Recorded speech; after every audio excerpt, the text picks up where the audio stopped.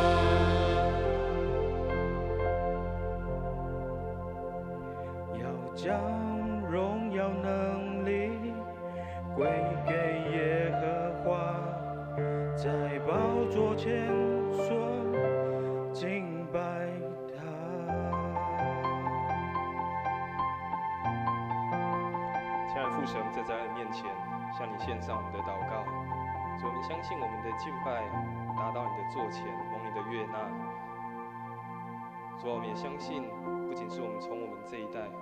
到下一代到万代，都要不断的举起敬拜的心、赞美的口，来向你发出我们对你的感谢。主啊，愿我们今早的敬拜，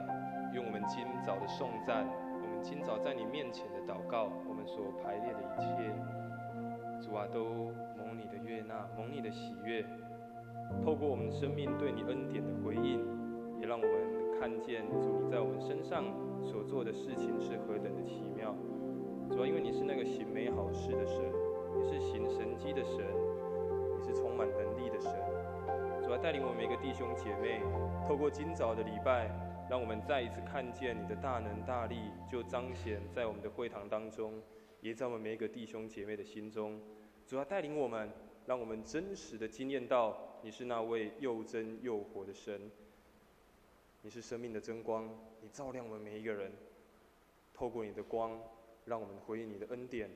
也回应你在我们身上的作为。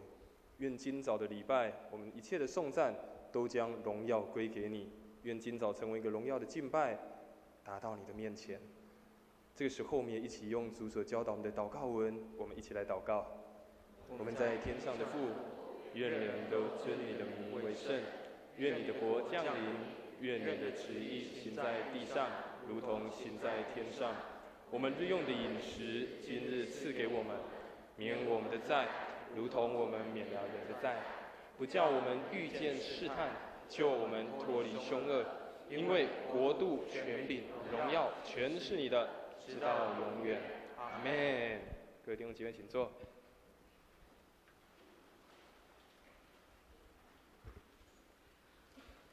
恭受上帝的话。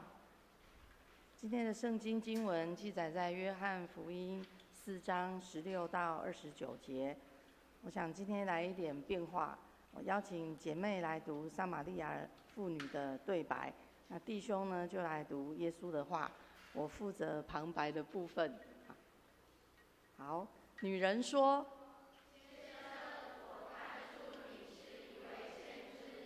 我们撒玛利亚人的祖先在这山上敬拜上帝，你们犹太人却说耶路撒冷才是敬拜上帝的地方。”耶稣对他说：“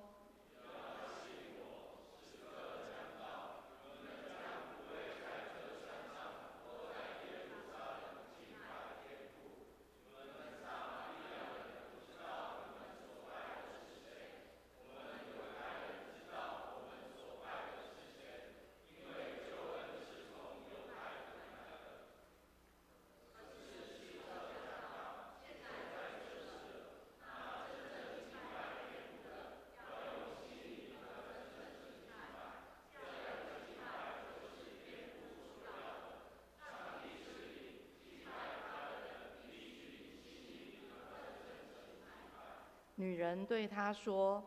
我知道那成为基督的弥赛亚要来，他来了就会把一切的事都告诉我们。”耶稣回答：“我正在跟你说话的就是他。”愿主祝福听从他话语的人。接下来请喜乐小组献诗，献诗完请曾牧师证道。今天曾牧师分享的题目是心灵诚实的敬拜。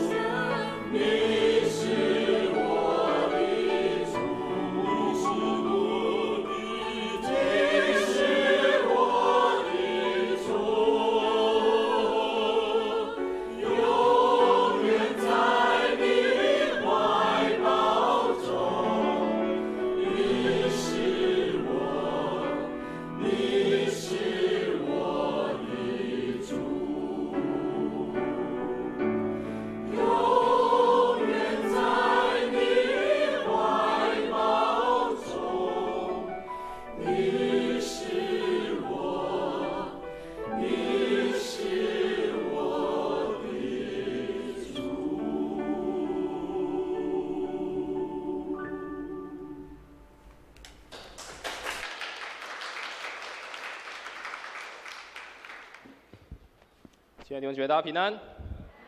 很感谢我们再一次在主日当中，我们一起来敬拜我们的神。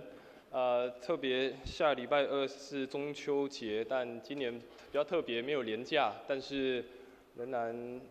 祝福每一个人在中秋佳节。特别如果你有家人朋友从外地回来台南，然后可以一起团聚。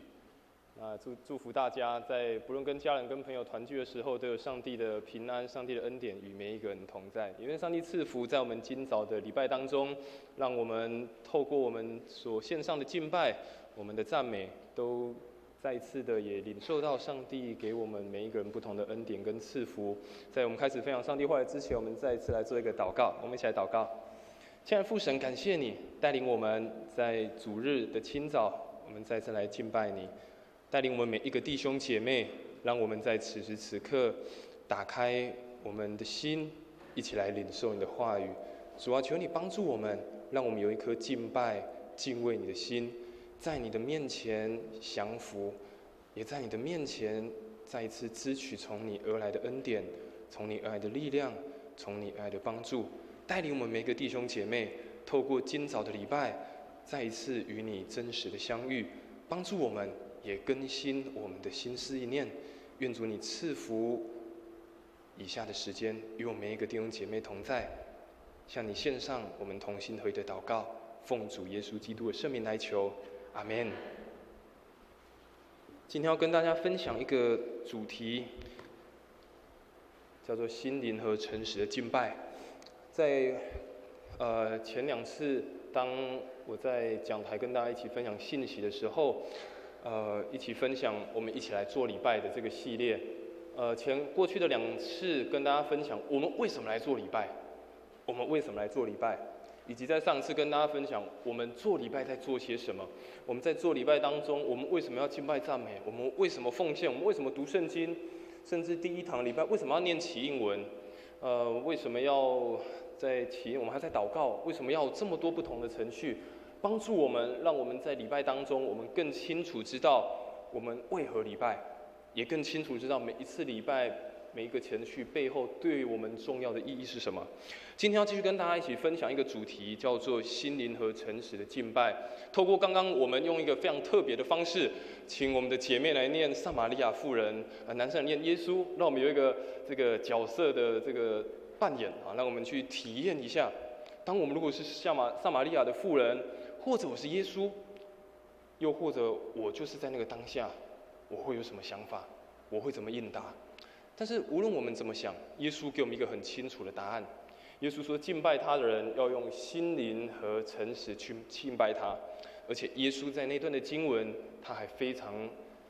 重要的，他说了2次。他非常强调，用了2次说要用心灵和诚实去敬拜神。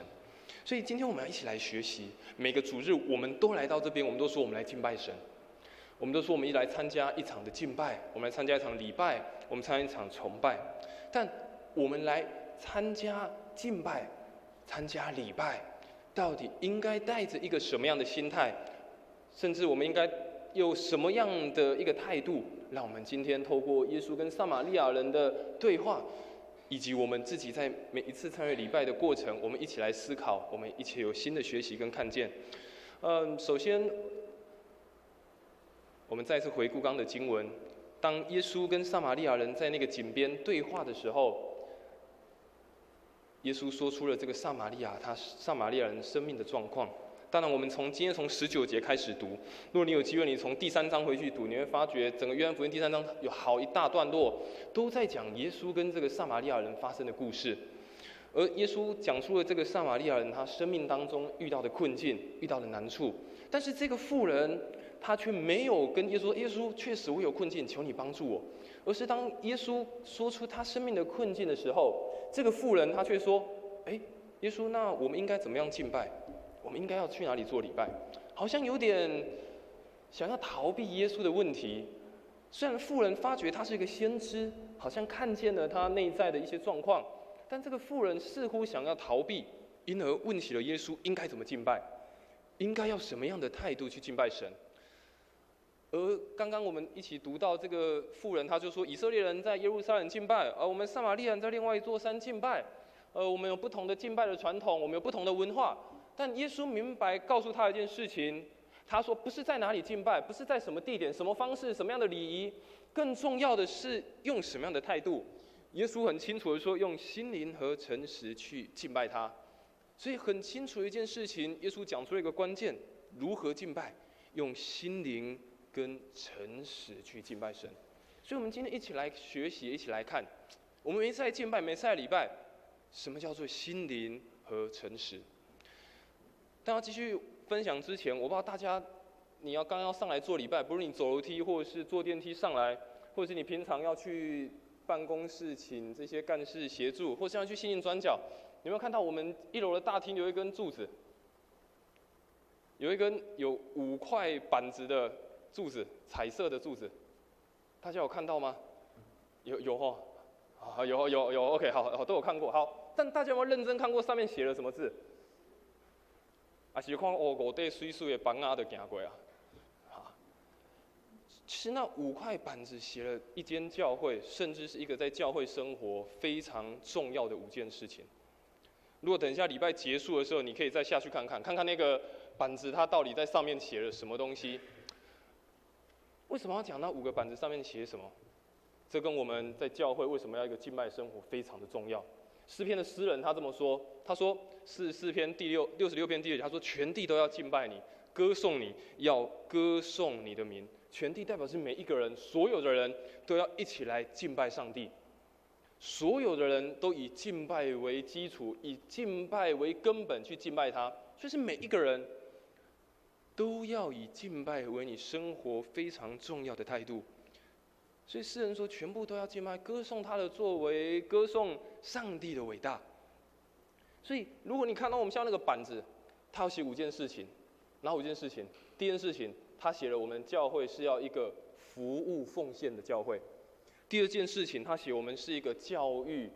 培育的一个教会；第3件事情，他写我们是一个团契有小组的教会；第4件事情，他写了我们是一个要宣扬福音的教会；最后一个板子，他写了是要以敬拜敬虔。但在这些那么多事情，最重要还是以敬拜为主。如果没有敬拜的心，如果没有一个敬畏的心，那我们每一次的小组团契只是一场聚会，只是一个大家聚在一起的时候。如果没有一个敬畏的心，我们服事只是为了自己而做。如果没有一个敬畏敬拜的心，我们所上的课程只是充其量只是知识而已。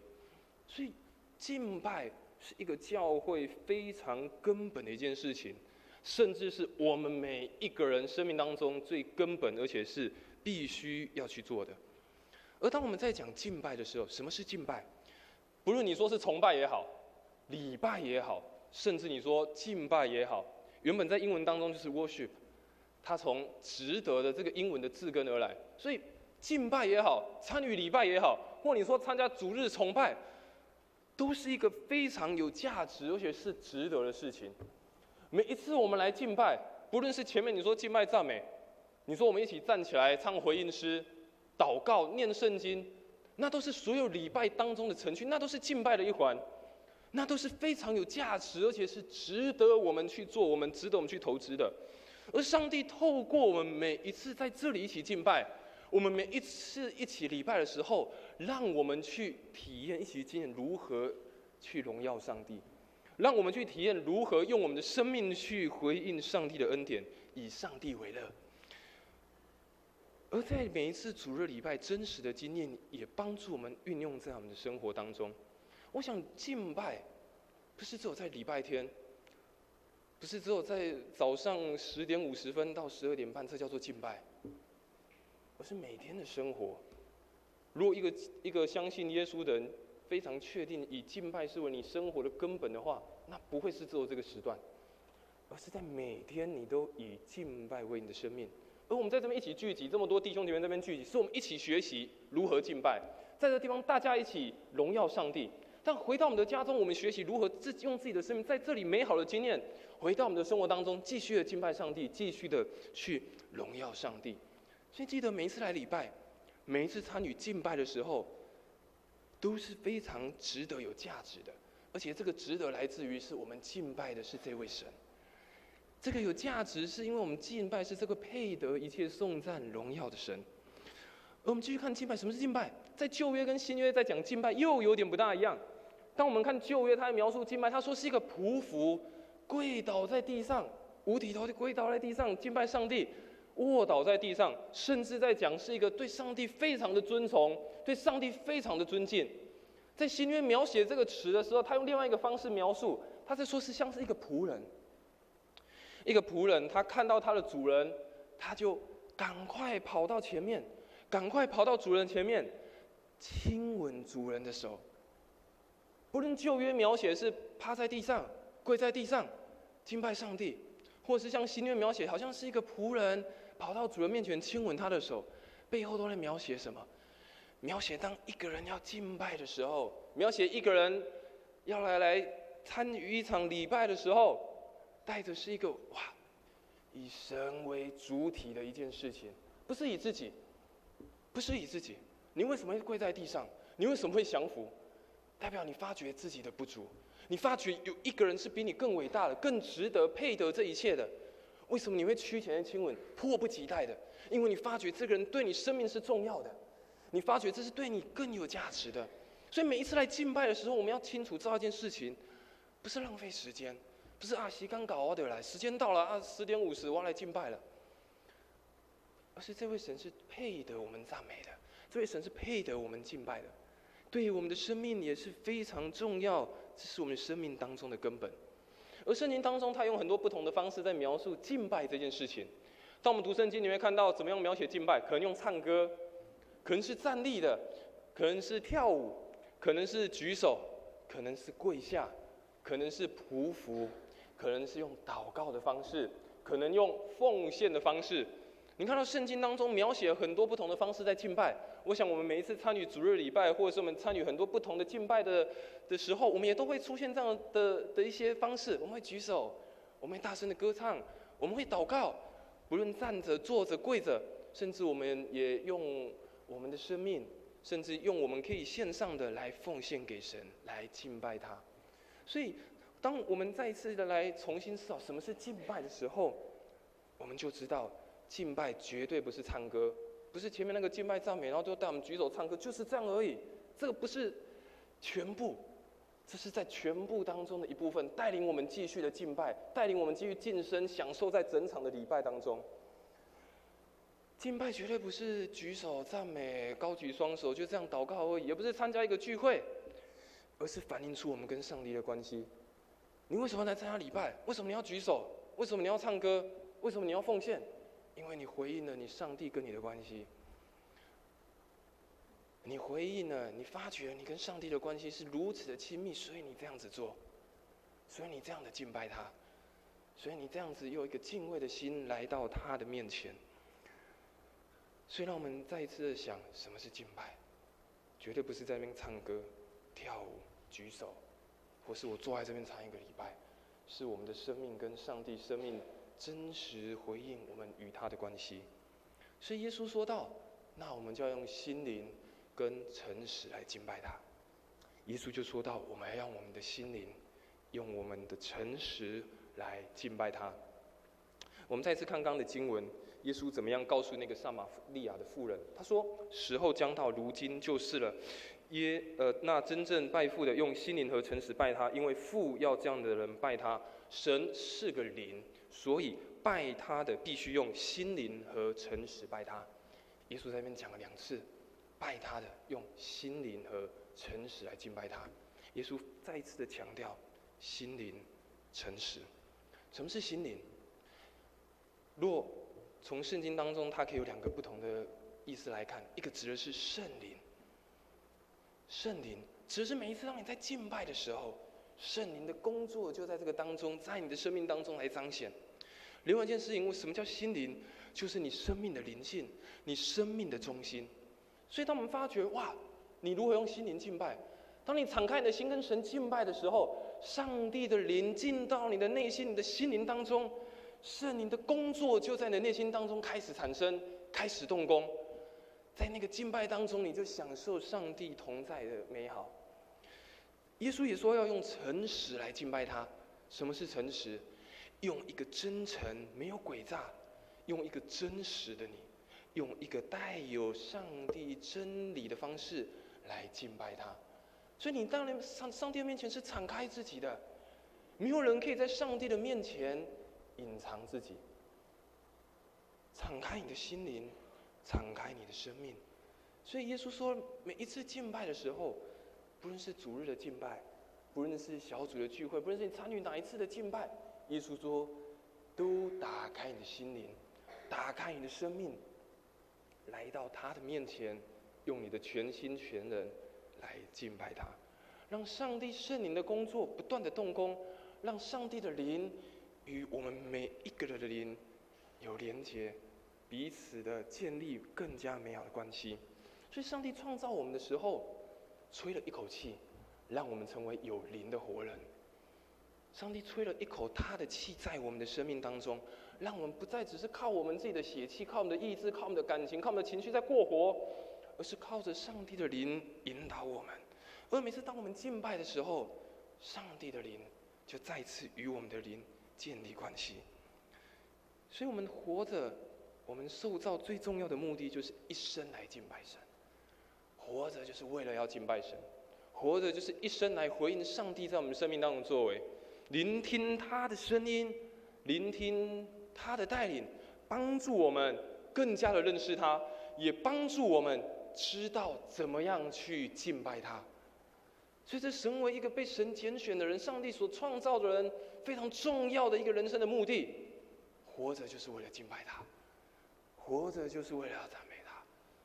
用尽我们的一生。当我们还有气息的时候，就是敬拜他，就是来到他的面前，这是我们最重要的一件事情。所以当我们耶稣教导我们用心灵和诚实来敬拜的时候，我们就一起来想，那我们要带有什么样的态度？我们刚刚已经说什么是心灵，什么样是诚实，但我们要带什么样的态度？我们继续从耶稣跟撒玛利亚妇人的对话，我们一起来分享，我们一起来思考，我们要带有什么样的态度来参与每一次的敬拜。第一件事情不是只看重地点，也不是只看重方式，而是要一个渴慕的态度。不是看重地点，不是看重方式，而是有一个渴慕的态度。刚刚我们所读的经文，耶稣跟这个撒玛利亚妇人对话的时候，撒玛利亚妇人说什么？他说啊，我们这个撒玛利亚人，我们一定要到我们的圣山去敬拜，我们一定要到我们圣山的那个圣殿去敬拜，那边才是最棒的，那边才是有上帝的同在。他说，撒玛利亚继续跟耶稣说，但你们犹太人，你们都是去耶路撒冷。你们说耶路撒冷那边才是最好敬拜的地方，才是有圣殿，才是有上帝的同在。看到撒玛利亚妇人在跟耶稣说什么，他还讨论地点的问题。我们都去那里哦，耶稣你们犹太人去那里哦，我们不相往来，还是我们那里比较好。那个你们那个地方不是我们该去的，我不喜欢去那个地方敬拜，我不喜欢那个敬拜的方式，我还是在那个地方就好。但耶稣的回答让我们看见，不是在于在哪里，不是在于用什么献祭的方式，不是在于什么信仰的传统，更重要在于有没有一个渴慕的心。耶稣非常看重的是有没有一个渴慕的心。耶稣继续告诉这个妇人说什么？他说：“你当信我，时候将到，你当拜父。”不是在你说的那个圣山哦，不是你们撒玛利亚的盖圣殿的那个山哦，也不是在犹太人，也不是你口中说那个犹太人的耶路撒冷的圣殿，也不是在那个地方。你们所拜的你们不知道，我们所拜的我们知道，因为救恩是从犹太人出来。耶稣说：“不是你凶不是那个地方啦，也不是你说那个犹太人，不是，都不是。”耶稣在说的是在于一个渴慕的态度，不在于地点。我们每一次来聚会，当然我们享受很好的硬体的设备，我们享受很好的空间，但是重要的不在于这个空间好不好，舒不舒服，在于我们的心有没有预备好。在我们的心来到这个地方，我们是不是渴慕的？纵使今天可能冷气不是这么凉，纵使今天唱的诗歌我可能不是很会唱，但在于我们那个渴慕的心。在于今天如何，不在于这个地点如何，更重要，在敬拜当中有很重要3个元素，是我们有没有预备好我们的身体、我们的魂、我们的灵。我们的体、我们的灵、我们的魂有没有预备好？有时候我们的身体会软弱，有时候觉得哇，主日又要来做礼拜了，早上哇爬不太起来，昨天好累。昨天像中秋节，昨天可能有烤肉，烤肉烤太晚了，好累。今天不要来礼拜，昨天有烤肉，已经有馨香的祭了。礼拜我们就看主日的这个网路就好了。有时候身体会软，会觉得疲乏，这个工作好累，就休息一下好了，没关系，有很多替代方案。有时候我们的魂会告诉我们，我们的魂在掌管我们的情绪、我们的思想、我们的意念、我们的感情。有时候我们被我们的情感所左右，有时候我们会被我们的情绪所左右，有时候我们会过度的批判，有时候我们会过度的情绪化，以至于觉得来这个地方我不喜欢，来这个地方没有人跟我问好，来这个地方我没有朋友，来这个地方我不知道做些什么我还是不要去好了。有时候我们的内心、我们的感觉欺骗我们，来教会没有帮助我倒不如出去玩好了，我倒不如出去找朋友好了。更重要的是，有时候是我们的灵，我们的灵对上帝失去了信心，我们的灵对上帝失去了敏感度，以至于我们用我们自己的灵，用我们自己的想象去敬拜上帝。神你没有帮助我，神你没有给我任何的祝福，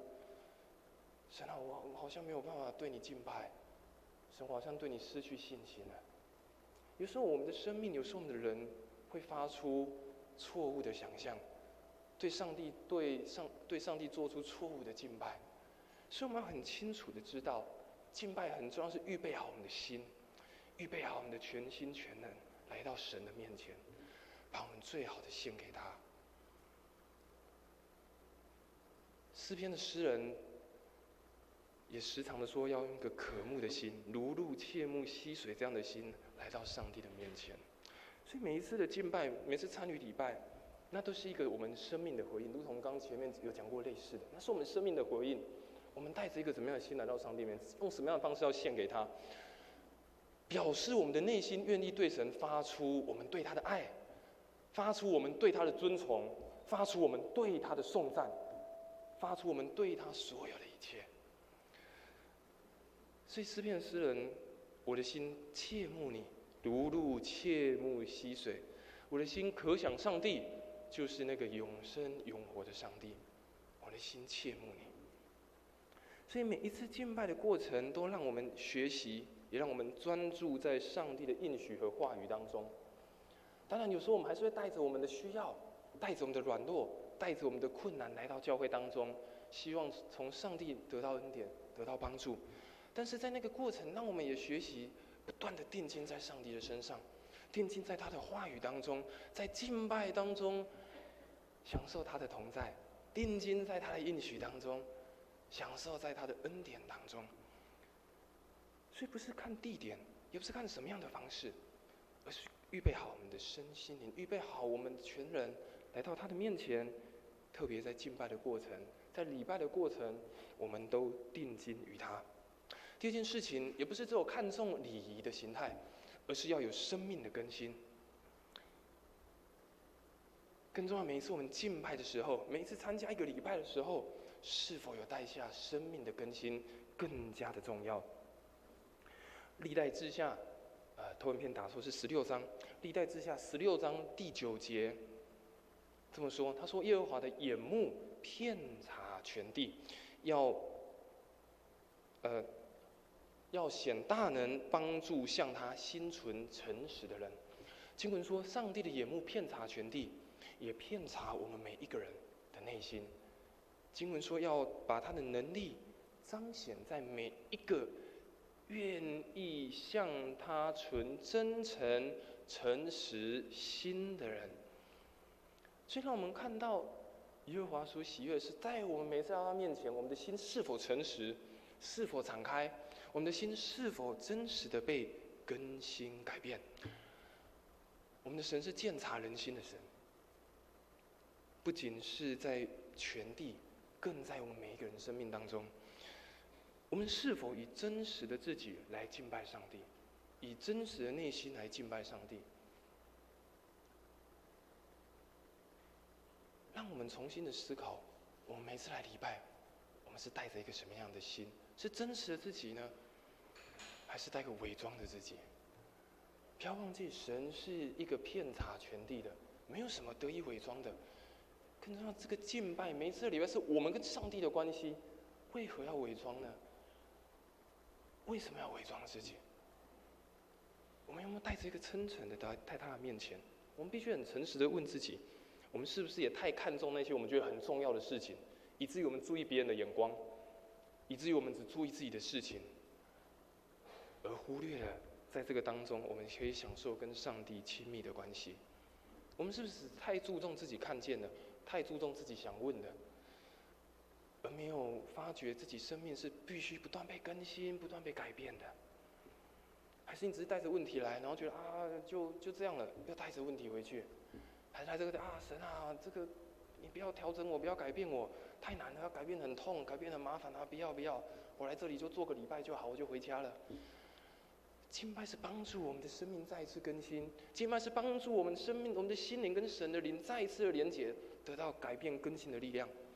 我们刚所读的经文，我说前面好一大半段我们没有读到，因为那个故事很长。但耶稣到那个撒玛利亚的妇人旁边，到那个井边，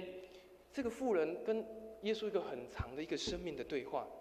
如果你在教会久一点，或你对这个故事熟悉一点，你应该知道这个故事在说些什么。但我们也再次很快的，虽然今天没有读，我们来认识一下这个故事。当耶稣在正中午的时候，他跑到在那个井边遇到那个妇人。你想，很少人会正中午套中岛就落来，然后一个人跑到井边去打水，然后他也没有同伴，然后也没有找人，就是至少去打水，就找个朋友，然后还可以聊聊天啊，然后就至少有伴嘛。他没有，正中午非常热，然后一个人就跑去挑水，也很奇怪。之后耶稣在跟他聊天的过程，继续跟他对话的过程，他说：“我来这边取水。”耶稣说：“这个水喝了会渴。”耶稣说：“我是生命的活水，喝我的永远不会再渴。”于是耶稣继续问说：“你的丈夫在哪里？”于是耶稣点出他生命的问题，他说：“你有5个丈夫，而现在这个也不是你原本的丈夫。”哇！你看到他有很错综复杂的男女的关系，他的生命非常的混乱。而当耶稣问完这个问题，就继续接到我们的这个经文。这妇人说：“哇，你真是先知怎么知道我生命的状况？”但是他没有说耶稣帮助我，他就说：“耶稣，但那个宗教礼仪怎么说？那个要怎么样敬拜？”他看重这些仪式，过于他生命的更新，过于他生命的改变，想办法逃避他生命的问题。你从他一开始，他为什么一个人到井边？他一定想要躲藏啊，他一定想要偷来，不想让别人知道说我要去打水咯，我要去井边哦。耶稣问他这些问题，他也想办法想要隐藏。但是耶稣说，当一个人真实的敬拜，带着一个诚实、心灵敞开的时候，是得着活水的，是得到改变的。耶稣说：“是。”当那个妇人说有一个弥赛亚，耶稣说：“是，就是我。”耶稣说：“是，就是我，我带来更新改变的力量。”你看那个井边的对话，在那个敬拜的过程，当妇人敞开心的时候，我们发觉什么？他从一个被别人排挤、一个排他变成被接纳了，生命被接纳了。耶稣接纳他，他也重新接纳自己。他从一个生命很痛苦，不知道怎么办，他得到一个新的盼望。他从原本只能打那个井水，喝了只会口渴的井水，得到了一个活水。他从只看外在的环境、外在的关系，重新调整内心的关系，内心的一个新的思维，有神同在的一个内心的世界。他的生命也变成原本只是在生活生存而已，但现在却真的得到一个活的生命。哇！你看，当一个人愿意敞开心，诚实的到上帝面前，愿意敬拜他的时候，带下多么丰盛，带下多么丰富的一件事情。所以，什么是心灵诚实？刚刚我们提到的是生命的更新，每一次敬拜都是一个生命更新的时刻，就是让我们活在真理和真实里，就是不是依靠自己的力量，不是在依靠自己的力量躲藏，依靠自己的力量说啊，我靠，我自己就好啊，而是有上帝活在我们的内心，让我们很真实的去面对每一次敬拜的时候，每一次来到他面前，就重新被得着，重新被改变，重新被更新。所以敬拜的核心是发现真实的自己。虽然我们在这边一起敬拜，我们跟很多弟兄姐妹一起敬拜，但是敬拜还是你跟上帝的关系，你跟上帝的呼求，你跟上帝非常亲密的时刻。再次发掘你自己，也发觉我生命真的需要上帝的同在，也让上帝的旨意可以成就在我们的生命当中，而不再只是被我们自己的困难、被自己的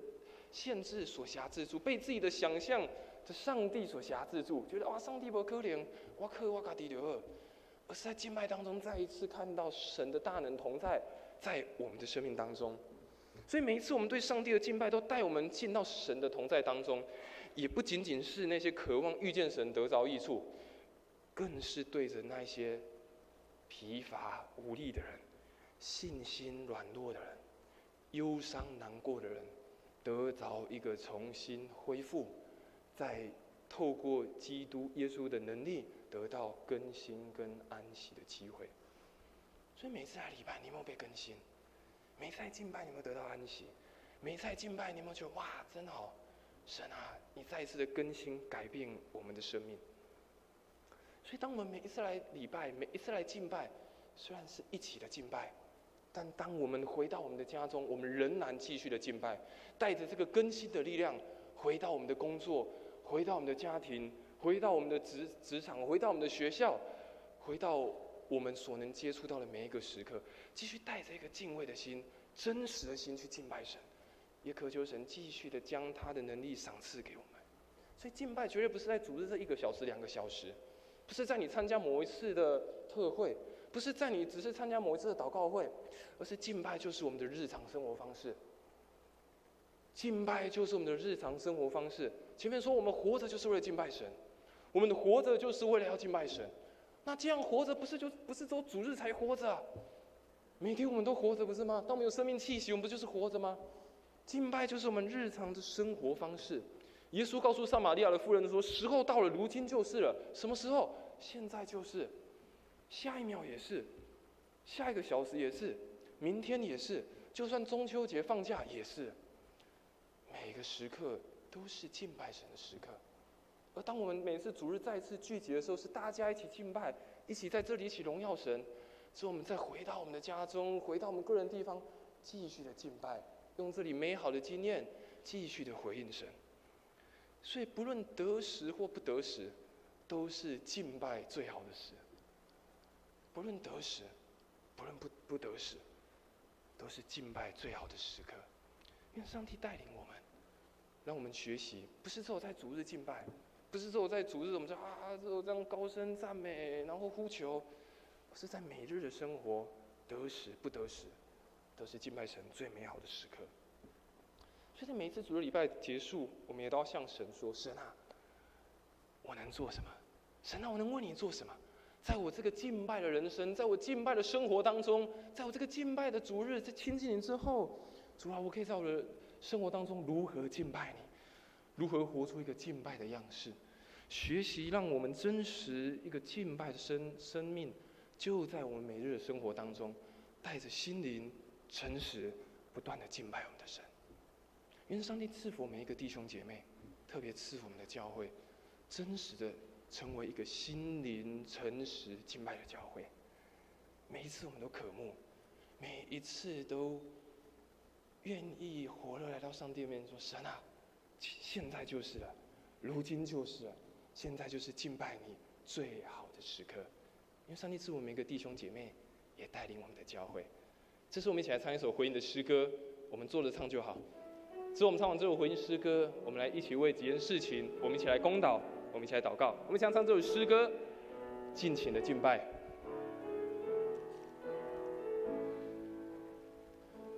耶耶稣，圣洁公义救主，彰显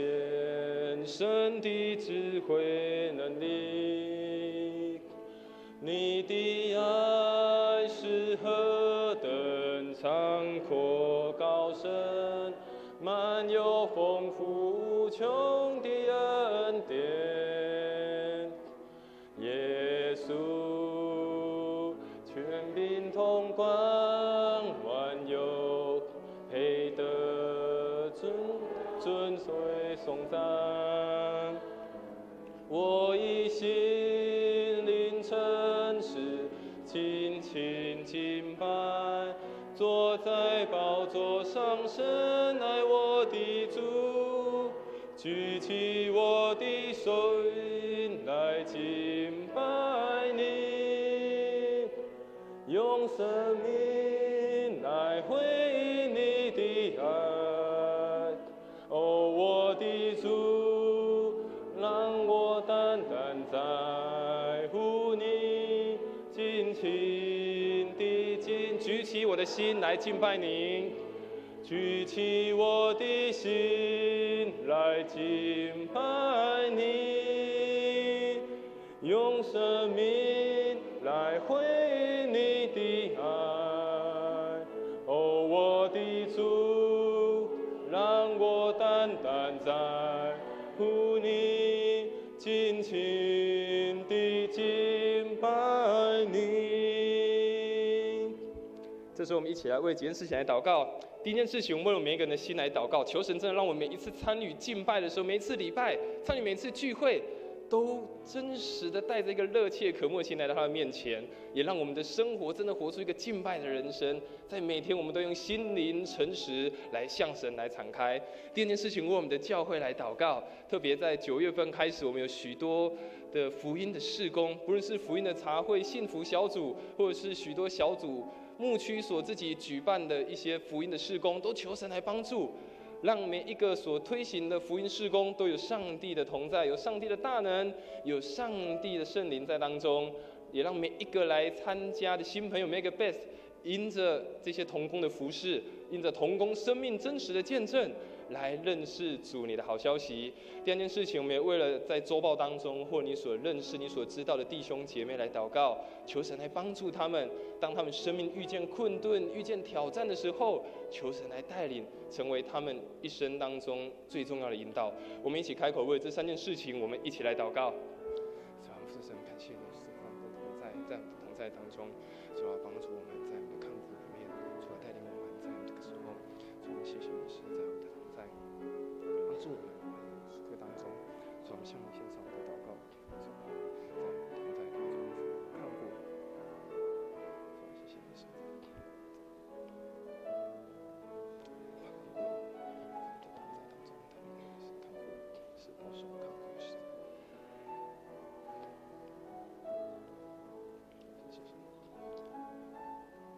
亲爱的父神，我们在这样的面前，举起我们的心，用我们的全心全能来敬拜你，用我们的生命来回应你的爱，回应你的恩典。主啊，这是我们每一个人祷告，这是我们每一个人生命当中最渴求的一件事情。主啊，帮助我们，让我们不仅在主日礼拜是渴慕热切的，让我们在每日的生活，我们也用一个心灵和诚实来敬拜你，让我们过着一个敬拜的人生，过着一个敬畏你的一个态度。主啊，因为你说时候将到，现在就是了。主啊，就是这个时刻，每一个时刻都是敬拜你最美好的时刻。主啊，帮助我们真的是举起我们的心，扬起我们的声音，将一切的颂赞能力都归给你，因为你是配得一切的那位神。主啊，让我们真实的有一个敬拜的心，有一个敬拜的生活。主啊，也让我们将这样敬畏的心、敬拜的生活带到我们身旁的人，带到还没有听见福音的人。特别为我们的教会在最近所推行许多的福音的事工，不论是幸福小组、福音茶会，或者是许多福音的工作，主啊，都求你带领，让我们教会当中所做的这一些美好的见证、美好的事工，都成为来到教会的 best 每一个新朋友的祝福，主啊，你打开他们的心，感动他们，让他们来到教会当中，透过诗歌，透过见证，透过信息，透过弟兄姐妹的接待，让他们认识主，你是何等美好的一位神。帮助每一个来到教会的新朋友，也赐福在每一个推行这些事工的弟兄姐妹，这些同工，让他们有从神而来的力量，从神而来的智慧。主，他们这时候也要为了我们教会当中需要弟兄姐妹来祷告，不论是在家庭当中遇见困难挑战，在工作上，在经济当中，在人际关系中，在身心灵，在病痛当中，主啊，你知道每一个人的需要，主，你知道每一个人的软弱。主，当我们相信来到你面前，向我们敞开我们的生命，向你敬拜的时候，你就必定更新改变这一切。你让那个忧伤的再一次找回喜乐，你让那个软弱的再一次得着力量，你让那个疲乏的再一次重新得力。主啊，帮助每一个来到你面前寻求敬拜你的人，每一个人在你面前重新得力，得着恩典，带领他们看见你的美好应许，也看见你的美好祝福。主啊，也再次将我们的教会，将每个弟兄姐妹交在你的手中，让我们真实成为一个敬拜的教会，敬拜的弟兄姐妹，而且是蒙你悦纳的，蒙你喜悦的。愿我们每一次的敬拜，每一次的颂赞，都真实的达到你的面前，真实的将一切的荣耀、颂赞都归给你。愿主你带领我们，这是我们的祷告，奉主耶稣基督的圣名来求，阿们。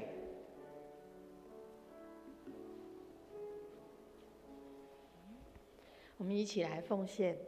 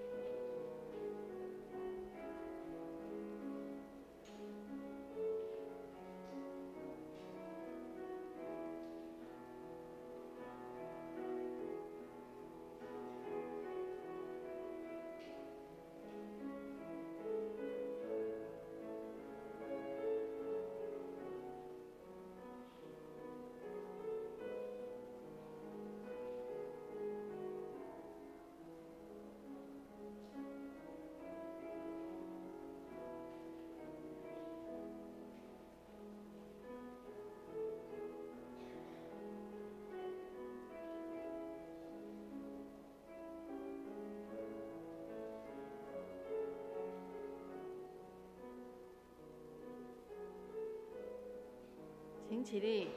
我们用《一生爱你》这首歌来回应上帝的恩典。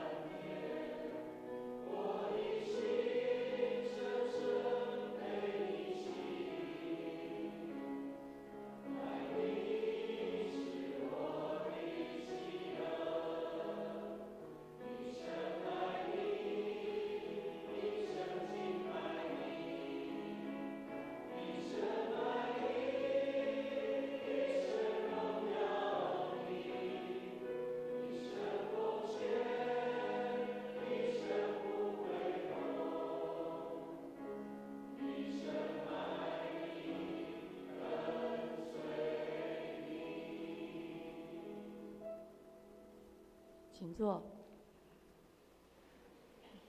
我们现在来背诵本月金句，因为金句比较短，所以我们一共念2遍。第一次，请：为义受逼迫的人有福了，因为天国是他们的。马太福音5章10节。第二次，为义受逼迫的人有福了，因为天国是他们的。马太福音5章10节。好，接下来我们来看周报。下周私会是戴婉如执事，其他服事同工请自己注意。个人奉献征信明细刊印在第7页和第8页，请查阅确认。若有错误，请向财务部同工订正。本会消息：第1点，下主日下午1点半要召开第3季定期长职暨首长联席会议，请长老跟执事还有服事团队首长能够排除困难，预备心来参加。若有提议案者，可以在星期4以前提交给秀婉干事来会诊。未能参加者也请提出请假。第2点，第7期的幸福小组进入第2时程，从上周开始，慕道友还有 Best 正式已经进场。请问每一位受邀的 Best，能够不受外物干扰，每周顺利参加聚会，求圣灵动工，打开他们接受福音的心，以及为各小组的同工、福音勇士来守望祷告。那我们将于12月15日举行欢庆主日，如果 Best 要受洗的话，将在这一天有圣礼典。第3时程的名人福音讲座，在11月3号有罗志明董事长，12月1号有刘进展牧师，还有未成立幸福小组的各小组，可于感恩节期12月1号第2次福音主日以前，来举办福音茶会，并邀请 Best 参加，一起来努力这个福音行动。第3点，特别要邀请全教会的兄姐一起参加，每周日早上8点40到9点的主日早祷会。所以我们的第1堂其实应该从8点40开始，然后星期5晚上7点50到8点半有恩典时刻全教会的祈祷会，希望大家踊跃参加，一同为教会复兴、家庭蒙福、服事得恩典同心来祷告。第4点，也是下周日有奖学金的颁发，请名单里面的这些青年学生们注意一下。第六点，会有动态，我们恭喜西道长老跟邱玉老师，他们已经升级当阿公阿嬷了。长子张志佳还有叶一宁夫妇，在9月7号产下1名女婴，祝福他们全家都平安健康。第2个，我们的叶静瑜小组长受圣光神学院的差派，从今日开始在本会实习，愿主赐福他有美好的侍奉。第3点，夏牧师今天受圣经学院差派，前往澎湖七美教会正道以及请安，也请大家为他的行程顺利来祷告。其他消息，星期2是中秋节，所以办公室停止上班，有事的话请星期3之后再跟他们联系。那今天也是因为中秋假期，所以爱心午餐停止供餐，但是心灵转角服事正常，所以如果要聚集聊一聊的话，可以到心灵转角。第3个是第4季的事工预定表，请于下主日前送交干事，以便汇编事工预定表。门徒培育事工及研习会的消息，像是祷告的树见证集第2集邀稿，我们已经写很久了，但是收到的篇数实在不太多，请大家不要消灭圣灵的感动，赶快把你的见证写下来。第2个是理财有道的这个课程，继续在招生当中，请有兴趣的同学踊跃，请有兴趣的弟兄姐妹踊跃报名参加。还有社区书法班及音乐班，也是欢迎大家来报名。第4个是爱商陪伴及婚姻关怀的这个团队，他们的课程鼓励有需要的会友也来参加。其他的消息请大家仔细阅读，然后我们请牧师来做补充报告。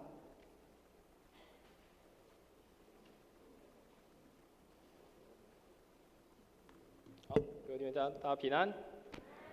好，我们的司会已经帮我们报告的非常的详细了哈。好，那刚刚也说到夏牧师，因为这个受派到七美哦，所以他这礼拜就不在我们当中。那我们也为夏牧师的服事以及他要回来台湾一路上平安来祷告。那刚刚有报告2个喜事哦，应该2件是会有的动态哦。刚刚有报告是我们的邱玉老师跟我们的西耀长老他们升级当阿公阿嬷，我们来拍手来鼓励他们哈，祝福他们。好，邱玉老师底下。好，那我们的靖宇组长有底下吗？好，都在第一堂的时候问题了。好，那这个我们刚报告有说到，就是这个我们的靖宇组长，我们亚比斯的靖宇组长，他从这个本主日哦，就今天开始，在我们教会要开始来担任实习的工作。那也就愿上帝赐福他，让他在教会服事或在小组的事工当中，都有上帝的带领跟上帝的能力。好，那牧师很快在做几件事情的补充跟提醒就好。第一件事情就是刚刚诗慧有讲到，就是我们开始幸福小组，我们上礼拜天已经开始第1组了。那昨天礼拜6也非常热闹，早上有1组，下午同时段有3组的幸福小组，所以哇，整个教会非常的热闹，然后有许多的新朋友贝斯来到我们当中，所以或许我们所参与的小组或者是我们的牧区，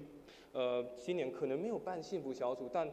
这是我们教会一个整体性的一个事工、一个服事，所以鼓励大家也一起为了这些事工，每一个参与的小组、每一个同工，以及来到我们当中的贝斯，为他们祷告，求神带领他们。那刚刚有报告，若没有今年没有特别举办的话，我们也邀请他们在感恩节的活动，甚至在我们有看到11月3号跟12月1号，刚好是11月跟12月的第1个主日。我们有今年度的2次的名人的福音讲座，所以不仅是邀请这些 best 新朋友来，也邀请我们的好朋友，邀请我们想要传福音的朋友，邀请他们可以一起来参与这个特别的福音的礼拜，让他们一起来听见耶稣基督的好消息。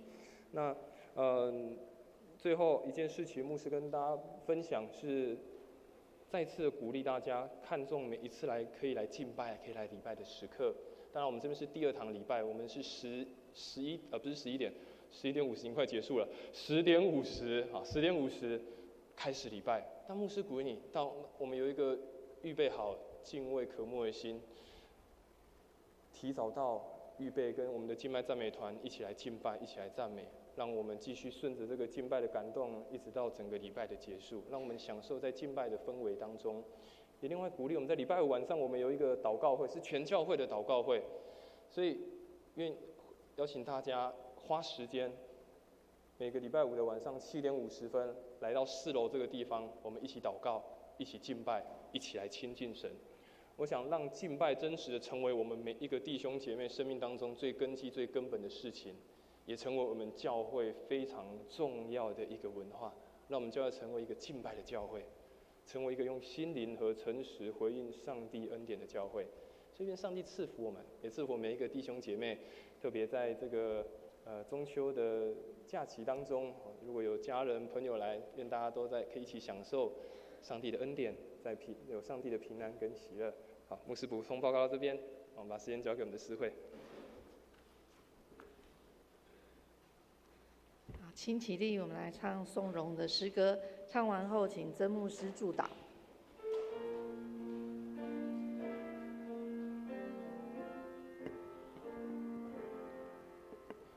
地上我的王啊，我要遵从你的命，我要永远称颂你，我要天天称颂你。我们一起来领受祝福，愿主耶稣基督的恩典、上帝的慈爱、圣灵的感动、扶持与相通，常与我们众弟兄姐妹同在，从今时直到永远。阿们。